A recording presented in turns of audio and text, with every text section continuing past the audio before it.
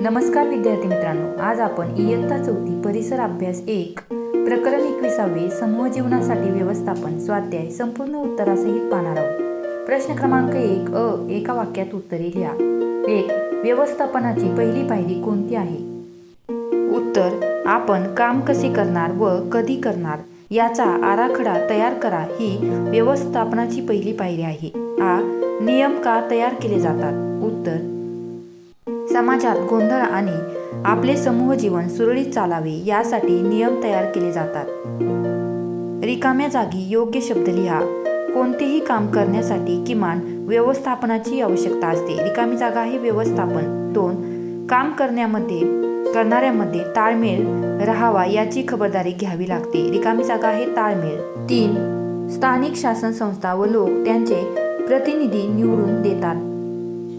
घरी पाहुण्यांना जेवायला बोलावले आहे, त्यांचे व्यवस्थापन तुम्ही कसे कराल? उत्तर: 1. किती पाहुणे येणार आहेत? 2. जेवायला कोणता पदार्थ बनवायचा आहे? 3. दुकानातून कोणते सामान विकत आणायचे? 4.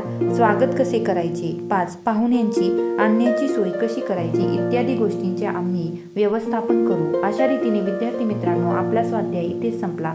भेटूया अशाच नवनवीन स्वाध्यायामध्ये। तोपर्यंत लाईक, शेअर, सबस्क्राईब करायला विसरू नका। धन्यवाद।